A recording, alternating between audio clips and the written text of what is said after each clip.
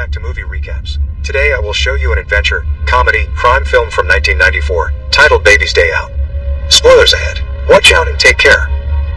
Bennington Austin Cotwell IV, better known as Bink, is the son of Lorraine and Bennington Austin Cotwell III, a couple of socialites that live in a mansion in the suburb of Chicago. The person that spends the most time with him and actually knows him well, however, is his nanny Gilbertine, a very caring woman that is willing to read him his favorite book, Baby's Day Out, or as Bink calls it, boo-boo over and over even if she's tired of it. Today, Bink is getting his picture taken so he can appear in the social pages of the newspaper, since Lorraine has been feeling they've kept their baby hidden from their friends. While the mother and nanny get the baby ready, the photographers are ready to go as well, but they encounter a problem when a trio of criminals ambush them. Eddie, Vico, and Norby grab the real photographers, tie them up and leave them in an old abandoned warehouse before taking their uniforms in their van so that they can pretend to be them. When they arrive at the mansion, their act is believed with no issues, so they take out their equipment as if they were going to take the picture for real and ask the mother for some time alone with the child, because if she's there, she may distract him. Lorraine looks a bit skeptical, but Eddie gets her to leave when he points out her outfit is not adequate for the photograph. The servants leave with her to help her find the right dress, but before doing so, Gilbertine gives Eddie the book in case Bink gets difficult. With everyone gone, it's incredibly easy for the criminals to steal the baby and escape through the window, where their van has already been parked. They change vehicles midway though, leaving their disguises with the photographers' uniforms and equipment behind in exchange for their own van. Lorraine finds a note left behind telling her not to call the police, and Bennington comes back from work after receiving a note asking for money as well. The cops and the FBI soon arrive at the house and start their investigation, stopping Lorraine just in time from going out there and searching for the baby on her own, which could be dangerous. Meanwhile, the criminals are in their secret hideout, the last floor apartment of a tall building with a huge clock on the front. After changing Bink into less flashy clothes so nobody can tell he's a rich baby, Norby takes him to the bedroom and reads the book to him, trying to make him take a nap, but he is the one that falls asleep instead. Bink looks through the book on his own and notices there are birds outside the window just like the ones in the story, so he crawls out and uses the fire escape to climb to the roof after the birds. When he finds a skylight, he looks through it and sees Eddie and Vico in the room, gaining their attention when he spits on them and giggles. The criminals panic and go after him, only to find him crawling on a wooden board to reach the other roof where the bird has flown to. Eddie comes closer to grab him and ends up being hit by the board when the shift of Bink's weight makes it move up and down, and seeing it as dangerous, Vico throws the board away after Bink makes it to the other side, eliminating the chance for them to follow him through the same path. The trio decides that the roofs are close enough to each other to jump. Norby and Vico manage to cross over, but Eddie is still dizzy and falls on an alley dumpster. Meanwhile, Bink makes his way inside the building, reaching an apartment and managing to leave it when the owner opens the door to the mailman. They're too busy talking to each other to notice him crawling around their feet until he reaches the elevator, which he rides to the ground floor before finally leaving the building. Norby and Vico rescue Eddie out of the trash can just in time to see Bink get on a crowded blue bus because it matches the one in the book, so they hurry to get into their van and follow him around town. The bus driver notices them and drives away from them, losing them for a couple of blocks until the trio manages to find a way back into the main street, stopping the van right in front of the bus when it stops to let a big lady out, who carries a bag where Bink has crawled into. Norby talks to the driver and asks about the baby, but the driver just takes off. While he calls the main office to see if there are any reports of a missing baby, the trio sees the big lady walk behind their van and notice Bink comfortably sitting in her bag.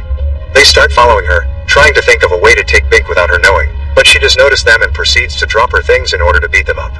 Scared of her strength, the criminals run away while Bink takes the chance to crawl out of the bag and enter a department store. There, he's found by the employee in charge of the mall's daycare, who thinks Bink has escaped her facilities. She takes him with her and leaves him with the other kids after changing his diaper, but Bink escapes again by climbing into another baby's stroller when the mother comes to pick her up. After drinking all the juice from the other baby's bottle, Bink waits for the stroller to stop and climbs back out, making his way to the doors and waiting for an adult to open them so he can go outside. On the streets, a reporter is already covering his kidnapping on the news, and he crawls past her when he sees a taxi, which also reminds him of his book. He causes the reporter to drop her microphone and the cameras are on him for a second, enough for the criminals to see him on a shop's television. They rush after him but they don't make it in time. Bink crawls into the taxi and looks at them through the window as the car drives away. In the meantime, the Cotwells receive a call from a man claiming to have seen the baby and go check it out. The man points at an apartment after getting some money out of them, but it was of course a lie. It's a random baby belonging to a perfectly good woman. When the taxi parks to drop off its passengers, Bink crawls out and sees the zoo across the street, which also is in his book. The criminals arrive then, having followed the taxi with their van, and see him cross the street without any issues. They try to do the same, but it's more difficult for three grown men to be ignored by the cars, so a vehicle ends up driving over their toes, causing them to run away in pain and fall into a ditch. After they get out, they enter the zoo and follow Bink's tracks on the dirt that take them to the ape house, where Bink is contentedly sitting inside a cage with a gorilla. This gorilla likes the baby and treats him as if he were its own, feeding him fruits and keeping him safe. It isn't as nice, however. When Vico puts his arm inside the cage to try to grab Bink, the gorilla just watches him for a few seconds before coming closer and smashing his hand with its fist. Their next idea is to use a mop they find nearby. Norby sticks its handle inside the cage and puts it through Bink's clothes to pick him up, but the gorilla quickly notices and takes Bink back before hitting Norby with the mop. Afterward, they wait for the ape to fall asleep, and now it's Eddie's turn to try to get the baby out.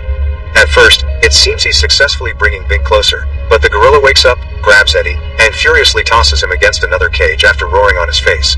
At that moment, the zoo opens the back of the gorilla's cage so it can be in the outer area for a while, giving Bink the opportunity to safely escape. While the Cotwells find Bink's picture on the paper but not in the way they wanted, Bink hangs out in the park, watching all the other kids play and have fun. He starts crawling away again when the criminals arrive in their van and start following him, almost catching him before he goes through some bushes and a tunnel 3 grown men can't walk into. The trio runs to the other side park and waits for him to come out of the tunnel at the other end, grabbing him right before the police arrive. Playing the innocent bystander card, they sit on a nearby bench and hide Bink between Eddie's legs, covering him with his jacket. The cops start asking questions about their van and a missing baby, and Eddie tries his best to answer them while squirming in pain because Bink is hitting his groin and even lighting it on fire after he finds a lighter in one of Eddie's pockets. Norby and Vico take the cops away with them to show them something about the van while Bink leaves the lighter on the bench and climbs down from Eddie's lap, who can't stop him from escaping because he's going through excruciating pain. When his 2 friends return, they throw him on the ground and put off the fire by stomping repeatedly on his groin. Back in the house, Lorraine approaches Gilbertine, realizing she's the only one that can understand how she feels. While they bond over their love for the baby, Bink is making his way to a construction site, followed closely by Vico. Bink sees a worker's donut and wants it for himself, so he climbs on a steel beam to grab it, not caring about the fact he's now being lifted with the beam to the highest floor of the building. Eddie and Norby join Vico then, and together the 3 of them ride the elevator until they reach an area the beam hasn't passed by yet. The idea is to jump on it and retrieve the baby when the beam finally reaches their floor, but the plan doesn't go very well. When Vico jumps on the beam, his weight causes it to tip down and Bink to slide off until he lands on the elevator roof. As he crawls inside the building, Eddie and Norby try to help Vico, who is about to lose his grip on the beam. Norby tries to grab him to bring him back inside, but he slips and ends up hanging off the beam with him for a moment before he loses his grip and falls on top of some wooden boards. This movement is enough to give the steel beam a push, and Vico manages to jump back into the building, landing on top of Eddie. Norby isn't so lucky though. He slips off the wood only to land on another steel beam before falling again and landing inside a vat of wet cement. Eddie and Vico try to follow Bink around while avoiding the workers, but Vico does as well as Norby does. He tries to jump back on the elevator, but he hits his head a couple of times and in his dizziness, he ends up falling off the building and landing in a dumpster. It's up to Eddie now.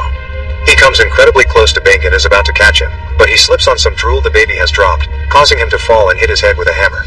When he tries to get up, he holds onto a hanging rope for support, but pulling it proves a mistake when it turns over a vat that showers Eddie with glue.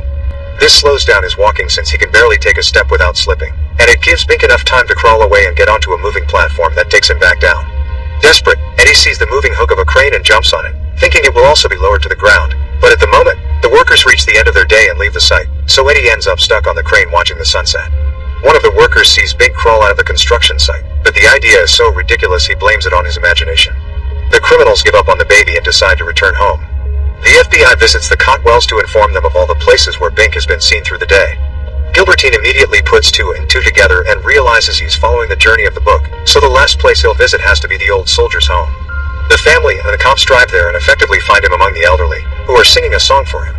Once the family has reunited, they all get back in the car together with the FBI agents, and when they drive through the highway, Bink recognizes the building he had been kept at because of the clock outside.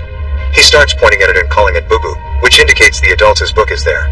The FBI turns around and after calling for reinforcements, they surround the building and man the criminals to surrender and return the book. Eddie has no other choice but to toss at them the book through the window before he and his companions put their hands on their heads, waiting to get arrested.